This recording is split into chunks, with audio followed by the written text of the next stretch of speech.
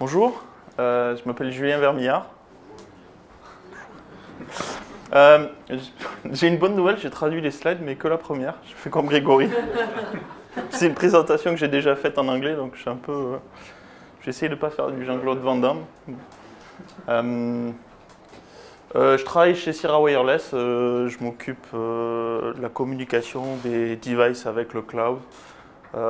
Christa présentera ça tout à l'heure, je pense. Et je travaille aussi sur d'autres projets open source autour de l'IoT, dans la fondation Eclipse. Alors moi, ce que je vais vous parler, premièrement, je fais une petite introduction sur la sécurité et les craintes qu'il y a aujourd'hui autour de la sécurité, autour de l'IoT. Puis après, je vais vous parler de différents éléments qu'il y a à sécuriser quand vous faites une application connectée. Typiquement, un objet qui est connecté sur un serveur cloud. Donc, il y a pas mal d'articles qui sortent dans des magazines techniques ou plus ou moins techniques un peu alarmants. Pas mal de gros titres pour essayer de faire cliquer les gens.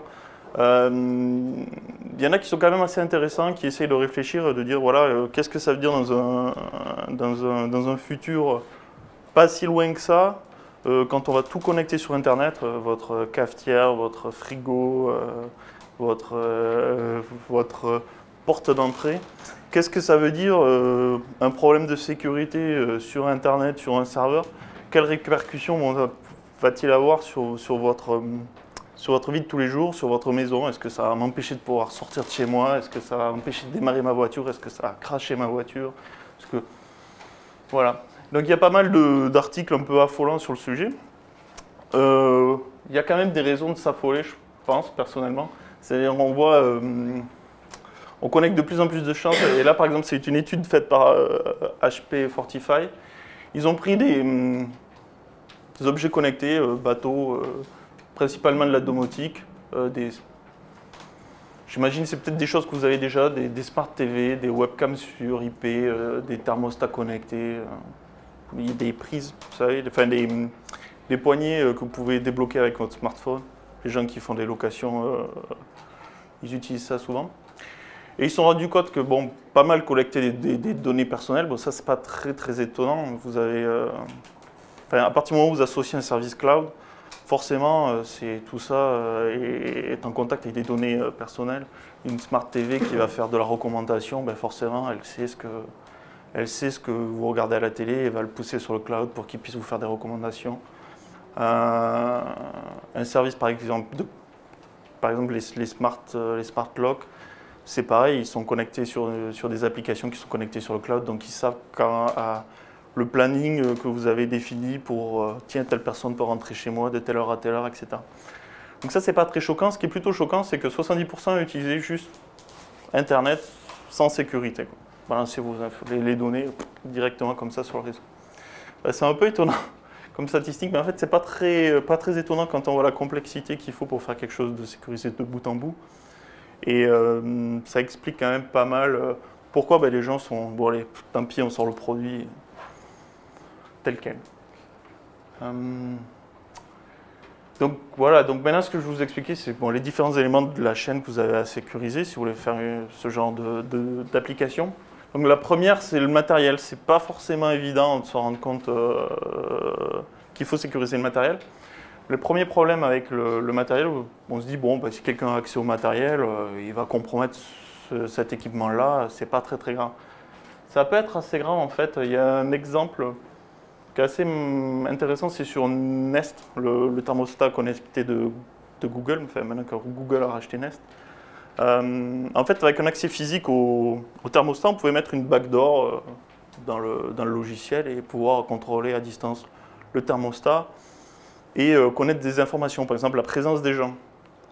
Bon, il faut quand même avoir un accès physique à l'objet, mais en fait, ça pose pas mal de problèmes parce qu'en fait, vous pouvez en acheter, mettre votre backdoor, et puis le ramener au magasin ou le revendre sur eBay, et vous pouvez faire ça quand même à petite ou moyenne échelle assez facilement. Et c'est pas forcément quelque chose que quand on développe une application, on a forcément conscience en fait. On se dit, bon, c'est pas grave, si quelqu'un a accès au périphérique, c'est sûrement le propriétaire. C'est pas si simple que ça, en fait. Il y a quand même pas mal de choses maintenant qui existent pour pouvoir sécuriser ça. Elles ne sont pas forcément simples, elles ne sont pas forcément gratuites. Mais il y a des technologies pour pouvoir dire, voilà, je ne démarre le logiciel de cet objet que s'il a été signé cryptographiquement par telle personne. Le problème de ça, c'est que c'est bien, ça permet de sécuriser en partie le matériel. Par contre, ça va vous empêcher complètement de mettre un firmware autre chose que produit par le constructeur.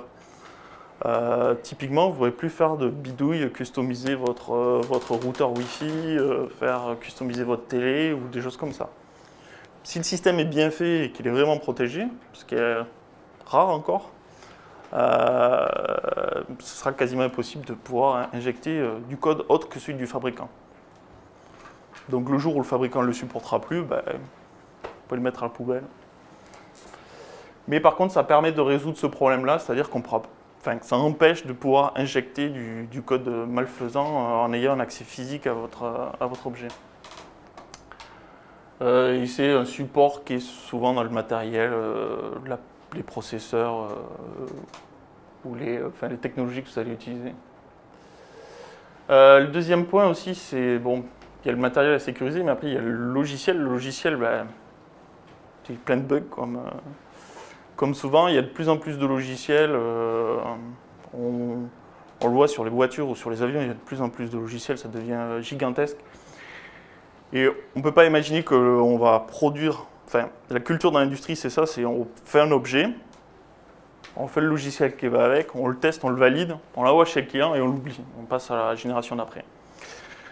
Une fois qu'on le connecte, on peut plus réfléchir comme ça parce qu'on est obligé de pousser des mises à jour parce qu'il va y avoir des problèmes de sécurité, parce que l'algorithme qu'on a choisi, il n'est pas bon, parce qu'on a voulu faire confiance à tel organisme de certification et finalement on ne peut plus lui faire confiance, il faut changer. Donc s'il n'y a pas de système de mise à jour à distance, ce sera quasiment impossible de faire quelque chose d'un peu sécurisé. C'est quelque chose de fait de pas très compliqué, mais qui coûte pas mal à faire. En fait, il vous faut sûrement un bootloader. Un bootloader, c'est le petit logiciel qui va se charger de charger le reste du code. Et ça aussi, il va falloir sûrement plus d'espace de stockage pour mettre votre logiciel. Je vais vous expliquer ça. Et donc, ça a quand même un impact sur le coût de réalisation de votre produit. Donc, typiquement, si par exemple vous voulez faire une mise à jour à distance, une méthode assez simple à mettre en place, c'est de partager votre flash en deux. On écrit une première version du logiciel sur une flash, il démarre, il reçoit une mise à jour, il l'écrit sur la deuxième, on vérifie l'intégrité. Une fois que l'intégrité est bonne, on dit au bootloader de basculer sur la deuxième version. Hop, on démarre sur la deuxième version. Et une fois que la deuxième version elle est démarrée, la prochaine qui sera mise à jour, ce sera sur l'autre partition. Donc, ça a l'avantage de si on n'arrive pas à faire la mise à jour correctement sur la deuxième partition, on dit bon, on annule, on reste sur l'ancienne, on a toujours l'ancienne. Le problème, c'est que ça coûte 2 fois plus cher en espace de stockage. Il y a d'autres méthodes aussi. Le principe, c'est pareil, c'est d'avoir une petite partition pour stocker la mise à jour. Mais là, ce qu'on va faire, c'est qu'on va stocker un patch binaire. Donc on récupère le patch, on l'écrit, on reboot la machine et le bootloader va appliquer le patch. Une fois que le patch est appliqué, on démarre sur la nouvelle version. Là, c'est un peu plus compliqué. Si on veut pouvoir revenir en arrière, il faut pouvoir stocker le patch et puis le patch à l'envers. Mais c'est faisable. Mais c'est assez technique parce qu'il faut quand même réussir à générer un patch binaire de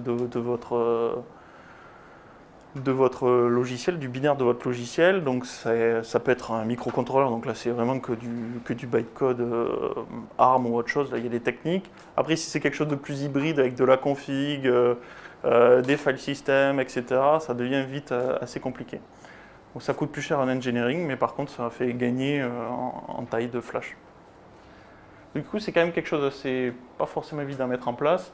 Surtout qu'en fait, c'est quand même assez facile de se planter, c'est-à-dire que quand on met à jour un produit comme ça à distance, voilà, qui est peut-être dans un champ au fin fond de, on ne sait pas où, de la campagne, on peut avoir des coupures de courant, on peut avoir des pertes de réseau, on peut avoir des problèmes d'incompatibilité parce qu'on n'avait pas vraiment testé avec telle version de l'appareil qu'il y a derrière et l'appareil qu'il y a derrière va planter. Enfin, il peut y avoir plein de choses qui vont mal se passer, qu'il faut tester, auxquelles il faut faire attention et surtout, on ne veut surtout pas casser les devices. On ne veut pas que, en envoyant la mise à jour, on casse complètement le produit parce qu'après, il faut aller prendre il faut appeler le client, lui demander de le renvoyer ou aller le chercher ou lui en renvoyer un autre. Enfin. Et sur des flottes assez grosses, ça peut vite donner des chiffres assez monstrueux en termes de pertes. Donc une fois qu'on a un hardware à peu près sécurisé ou pas, et un système de mise à jour, il faut aussi des communications sécurisées. Effectivement, là je ne parle pas de vie privée, mais je ne peux pas avoir de vie privée sans avoir de communication sécurisée, quoi.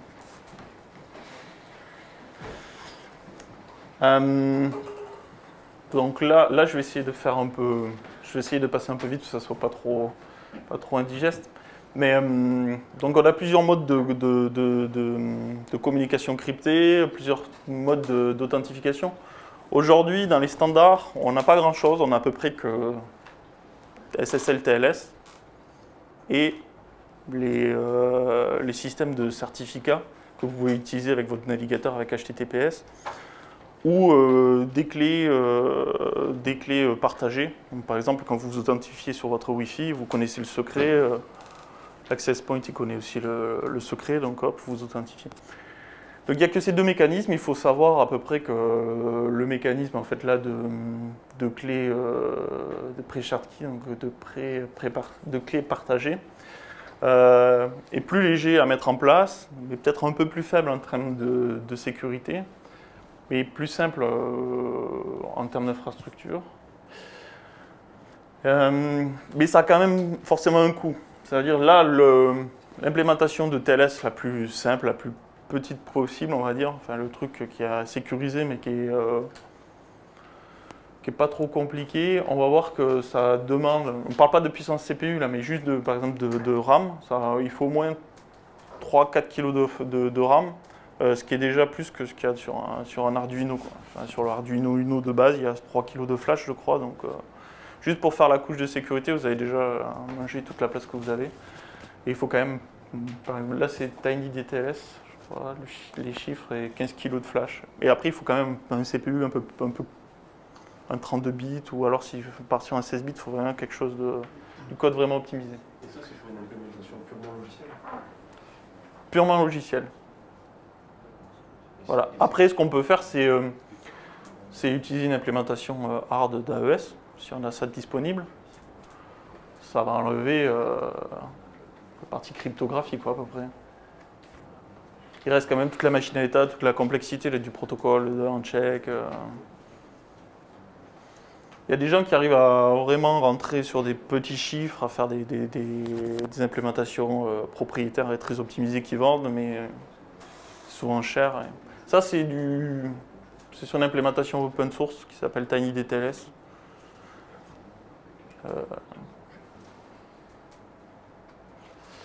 Après, on peut passer sur des clés publiques, des clés asymétriques.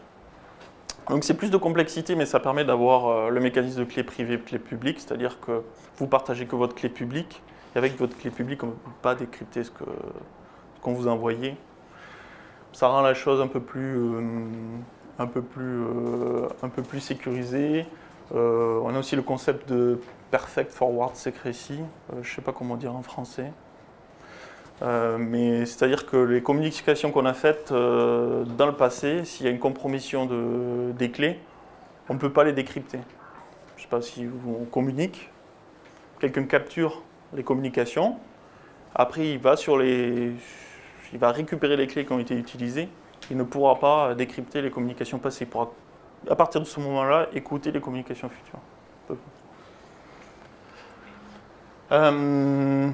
Après, on peut passer sur des chaînes de certificats.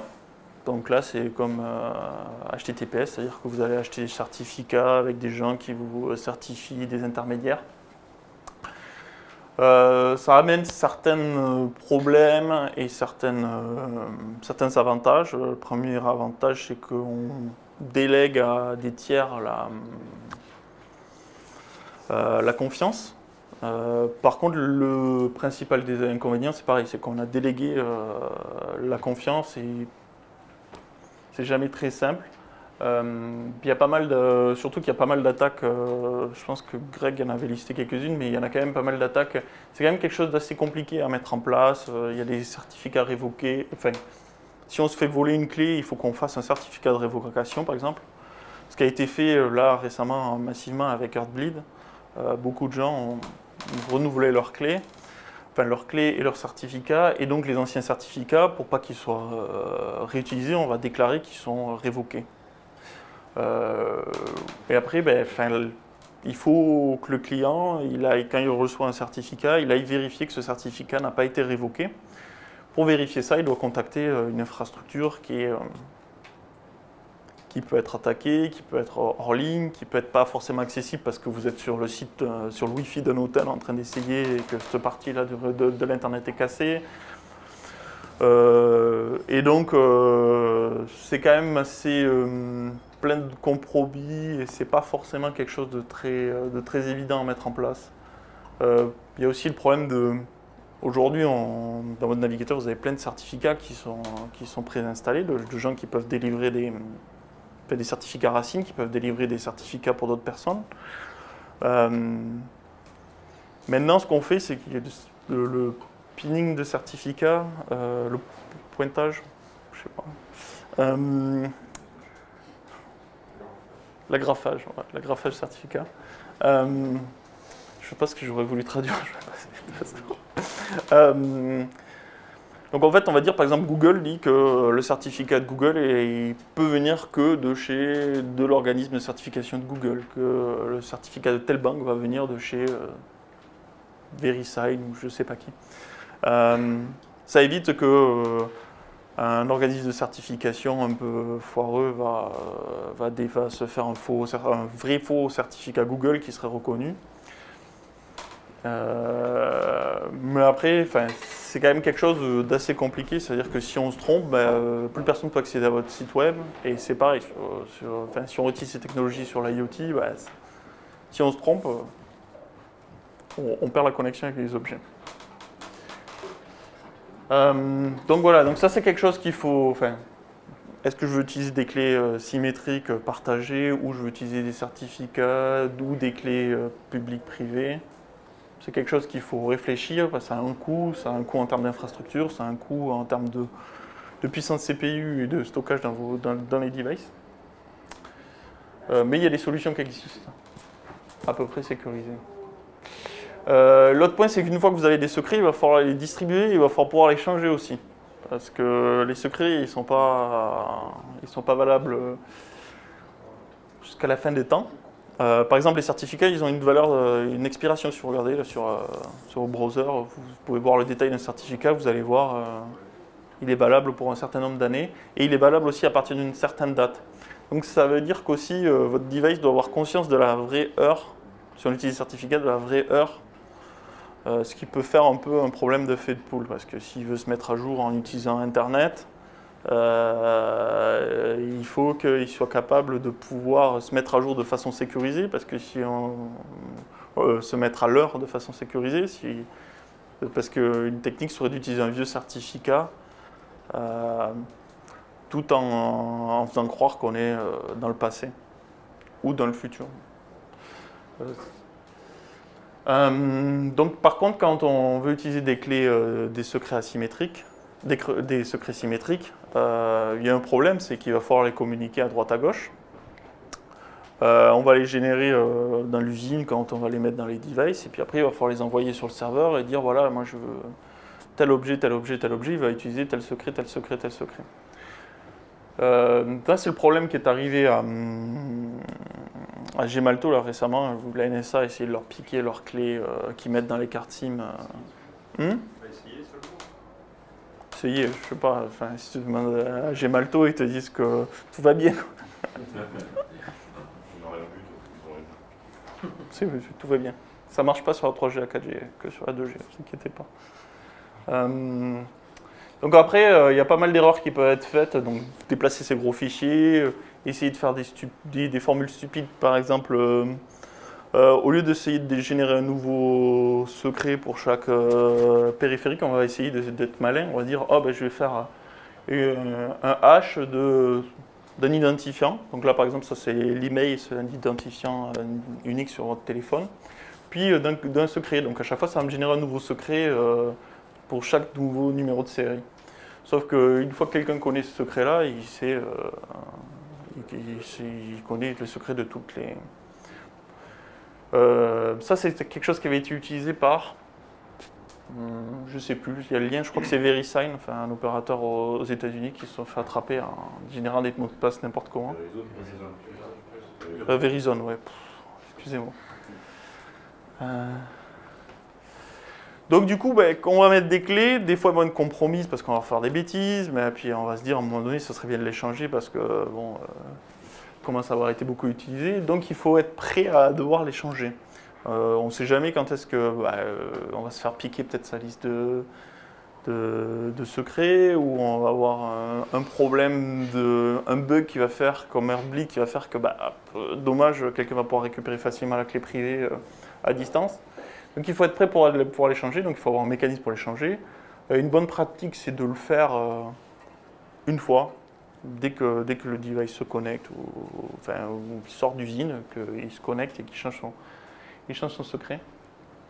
Il y a des différents mécanismes qui existent pour ça. Il y a des trucs compliqués d'enterprise, vous pouvez regarder, qui sont faits plutôt pour gérer pour les PC, pour les choses comme ça. Ils ne sont pas très adaptés pour l'embarquer. Il y en a un autre aussi qui est intégré dans Lightweight M2M, qui est un protocole pour gérer des objets. Donc le principe c'est simple, hein, on a une usine, on veut créer une ampoule connectée par exemple, on y met les premiers secrets. Dès qu'il est installé, qu'il est connecté à Internet, il dit oula, j'ai que les premiers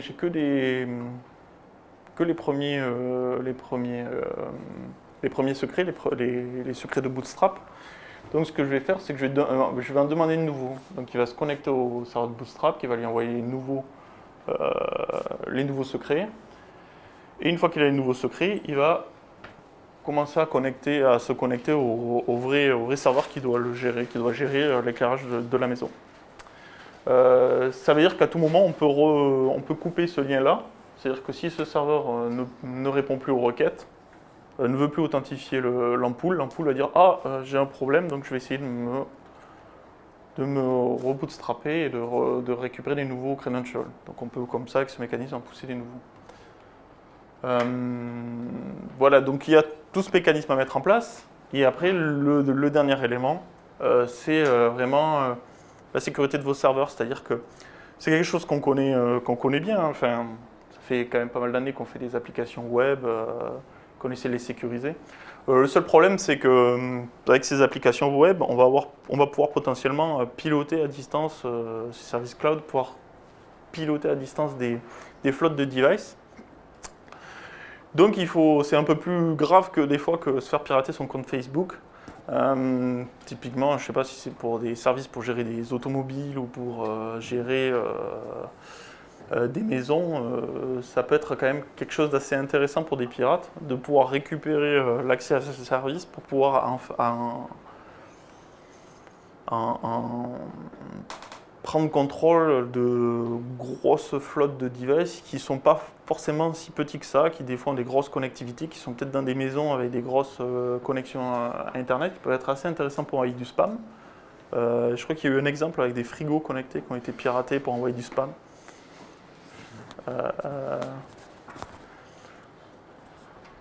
Et donc là, il n'y a pas 36 solutions, il faut essayer d'augmenter la sécurité du service web, classiquement, comme traiter ça comme si c'était l'accès à un compte bancaire.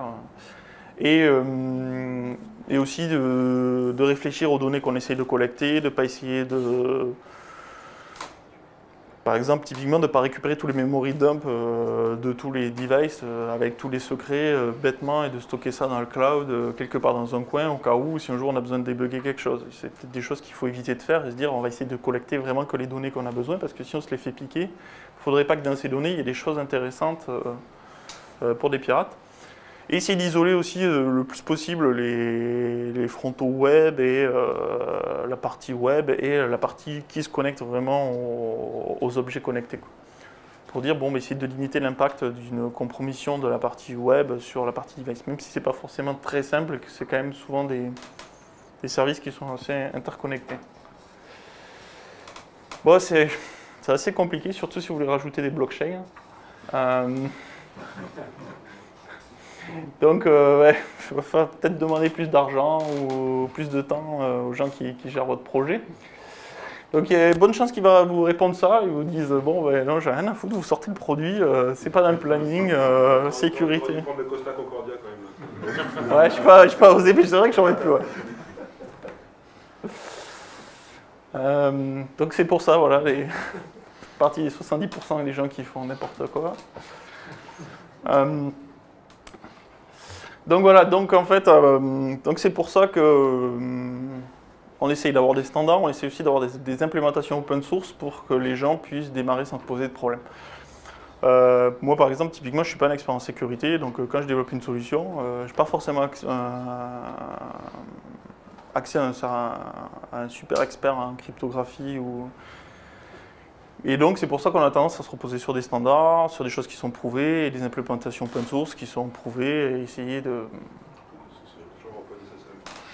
Ouais, comme OpenSSL. Voilà. Ça aurait pas été open source.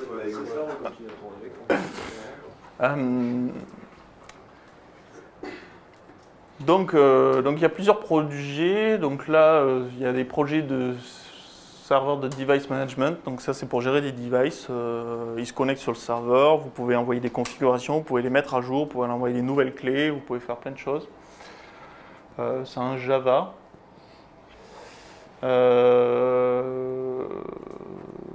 Voilà, le but principal, c'est de gérer ces devices, d'envoyer les clés, de les mettre à jour.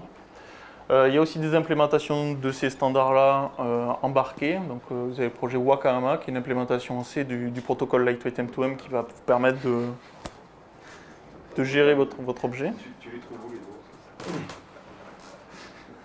Celui-là, c'est pas moi. Wakahama? C'est sûr? C'est pas du Maori? C'est du Maori. Ça, Wakahama, ça veut dire... c'est une petite pirogue en Maori. Un bateau léger. Ça connecte les deux rives. Ah ouais? Non, tu vois que c'est toi. Avec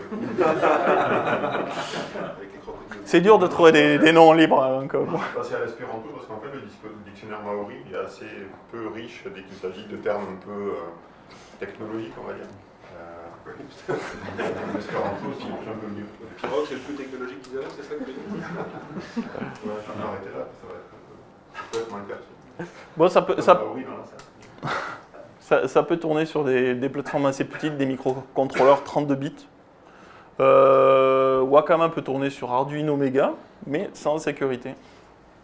Mais sur Cortex M3, on peut le faire tourner avec une implémentation de sécurité, au moins à clé symétrique.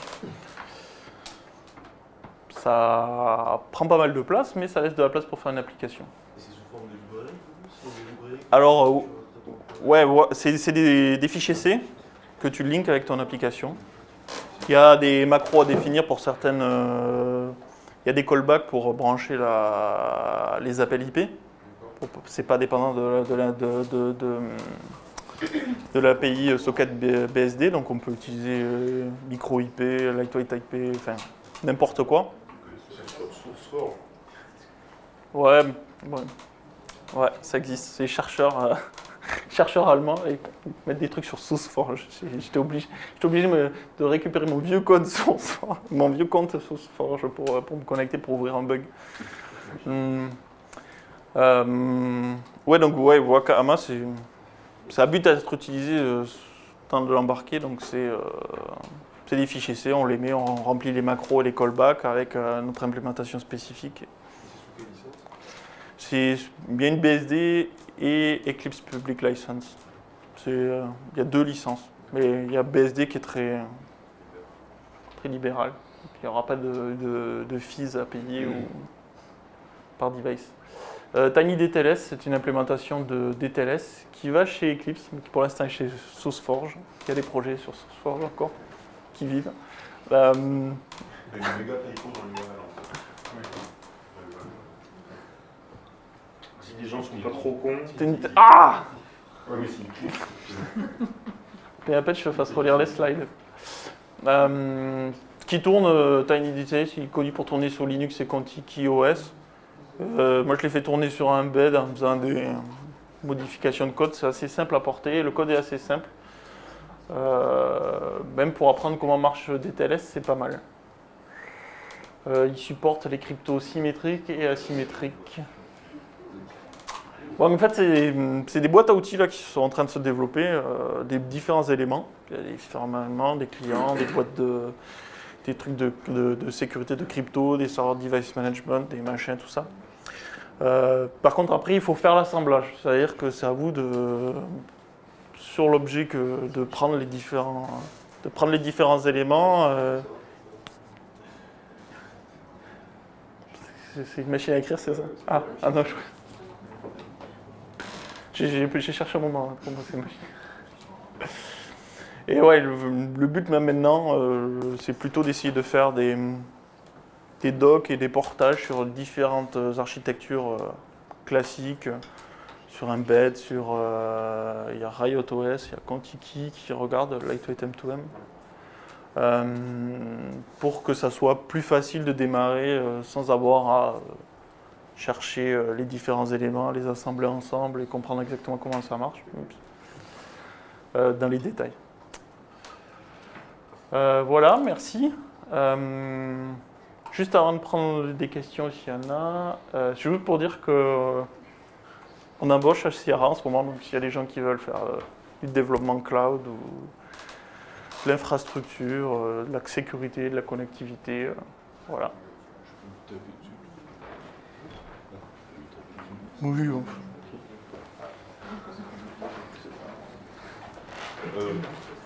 on embauche aussi. Toi, tu n'y avais pas pensé, quoi. Toi, tu n'existes pas.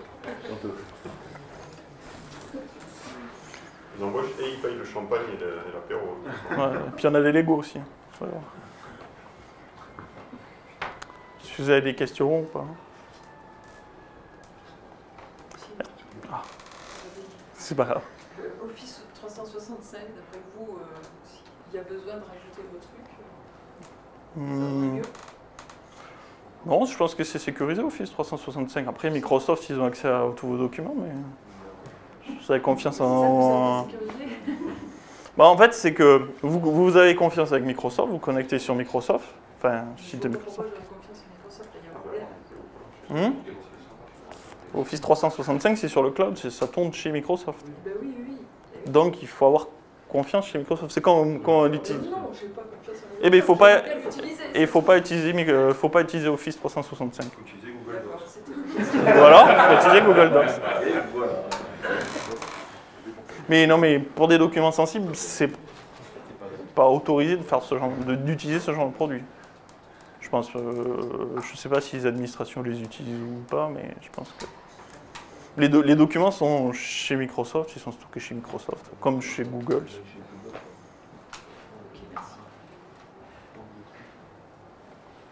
Merci.